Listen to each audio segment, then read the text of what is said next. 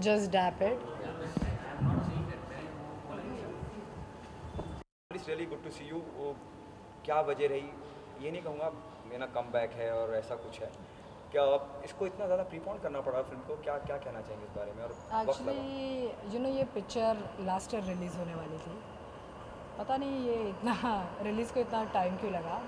Must be some producers या makers thing, but finally release हो रही है 15 जुलाई को। और ये प्रीपोन इसलिए हुई क्योंकि ये मूवी लीक हो चुकी है एंड इट्स क्वाइट अनफॉर्चुनेट कि बालाजी की दोनों पिक्चरें बैक टू बैक लीक हुई। पहली थी उनकी उड़ता पंजाब, अब है ग्रेट मस्त। इज़ वेरी सैड, एक्चुअली ऐसा होना नहीं चाहिए, but it's a successful franchise. I am sure कि लोग थिएटर में जाके देखना पसंद करेंगे। और यू नो एक कंप्यूटर पे देखना और लैपटॉप पे देखना डिफरेंट एक्सपीरियंस है and it's a good movie. I am sure लोग इसे पसंद करेंगे, थिएटर में ही जाके देखेंगे। And you know it's very sad कि ऐसी चीज़ें हो रही हैं। Okay, I B continue the same question, you know, जैसे आपने कहा कि इट्स वेरी सैड इस तरह की फिल्में लीक हो रही हैं, आपको लगता है कहीं ना कहीं कुछ साजिश जैसा कुछ हो रहा है कि खास किसी एक मेकर को टारगेट करा जा रहा है? अगर आप देखें, you know, the way you said Udta Punjab, then other Balaji film that is leaked. Actually ये है ना, आप मेकर्स को ये क्वेश्चन पूछिए क्योंकि I think they will be the right people to answer, क्योंकि मेकर्स के अलग डिसीजंस होते हैं। हम आर्टिस्ट जब शूटिंग चलती है तभी हम आते हैं, और बाद में रिलीज़ करना, कैसे स्ट्रैटेजाइज करना, प्रमोट करना, पब्लिसिटी, एवरीथिंग वो मेकर्स पे डिपेंड होती है। और जब पिक्चर जब शूट करके ख़त्म होती है वो सेंसर में जाती है वो सब। तो I think makers should take care of it और थोड़ा उनको यू नो केयरफुल या तो कॉशियस होना चाहिए इन सारी चीज़ों को लेकर। फिल्म लीक हो जाने के बाद जब आप एक आइटम सॉन्ग करती हैं उसी फिल्म के लिए, तो कितनी जिम्मेदारी बढ़ जाती है कहीं ना कहीं?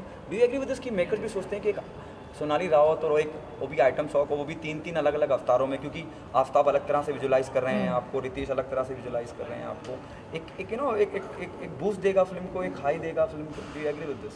एक्चुअली ये मूवी में मेरे 5 लुक्स हैं 3 नहीं है। और बहुत ही मुश्किल गाना था क्योंकि बॉयज़ मुझे डिफरेंट अवतार में विजुलाइज कर रहे हैं, फैंटासाइज कर रहे हैं। सो बहुत सारे प्रॉप्स यूज़ हुए हैं, बहुत सारी थीम्स यूज़ की है, बैकग्राउंड बहुत डिफरेंट टाइप के बनाए गए हैं, तो काफ़ी हेक्टिक था शूट करना। और मज़ा आया शूट करके क्योंकि थीम जैसे मैंने कहा फैंटासाइज कर रहे हैं, तो उसमें लेदर यूज़ हुआ है। रितेश मुझे साड़ी में विजुलाइज कर रहा है, विवेक मुझे लेदर में जैसे मैंने हॉट पैंट्स पहने हैं उसमें विजुलाइज कर रहा है। आफ्ताब जो है एज अ प्रिंसेस मैं कैसी हूँ उसमें विजुलाइज कर रहा है। फिर वो तीनों लड़के मुझे बारिश में भीगते हुए विजुलाइज कर रहे हैं। फिर मैं रोडियो पे हूँ जहाँ पे मैं बुल पे बैठी हूँ और वो रोडियो चलाते हैं, वो एक कॉन्सेप्ट है। और तीनों लड़के मेरे ऊपर शैम्पेन स्प्लैश कर रहे हैं। How cool is that?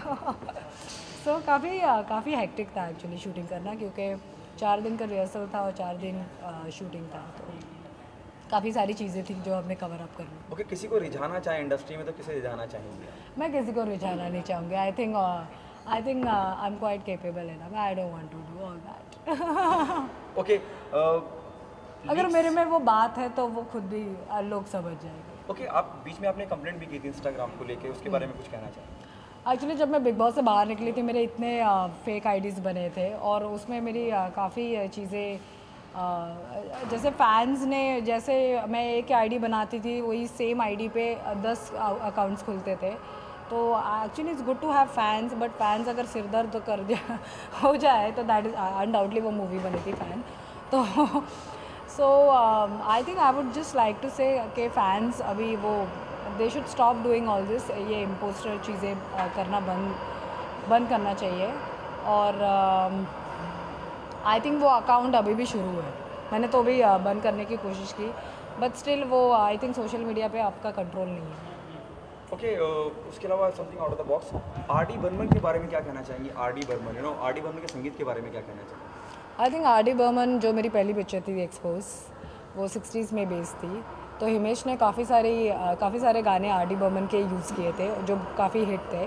So R D Burman I think is a legend, और उनकी जो म्यूज़िक थी और वो जो डिस्को एंड काफ़ी कैची था। और I think all this you know Helen के जितने भी गाने हैं जो मैं अभी भी सुनती हूँ, मतलब at this era, at this age also, I think R D Burman is too good.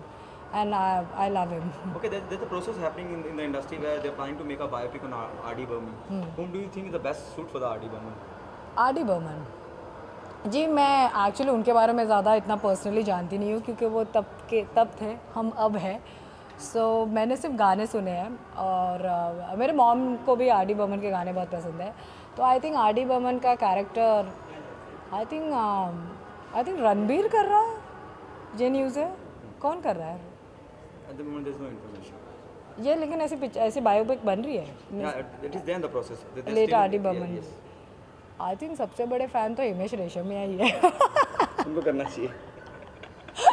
क्योंकि मैंने खुद देखा है कि वो उनके गाने काफ़ी रिवैम्प करते हैं. तो हिमेश या तो फिर आई थिंक विद कोई म्यूज़िक से music. 2 days before I had spoken to Irfan Khan. He said Amir Khan is the best choice for the playing. I think Aamir Khan ji क्या क्या करेंगे, कितना है अभी.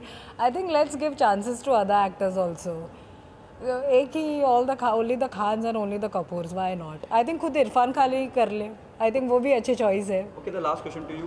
गिवन अ चॉइस, किसके साथ काम करना चाहेंगे, रणबीर कपूर और रणवीर सिंह? और what's your project in the pipeline? I think मैंने दोनों के साथ काम कर लिया ऑलरेडी. मैंने एज अ सोलो. मैं दोनों के साथ काम करना पसंद करूँगी क्योंकि दोनों बहुत ही टैलेंटेड एक्टर्स हैं and they are wonderful people. और मैंने दोनों के साथ ऑलरेडी काम किया है. So I would like to work with both of them. I think both are young, both are talented, so why not. Thank you so much. I just Thank my channel you. ID. Hi, this is Sonali Raut. You're watching Houseful Action. Hi, this is Sonali Raut and you're watching Houseful Action. Thank you so much. Thank you so much. Yeah. हो वापस से कर. Yes. Bye.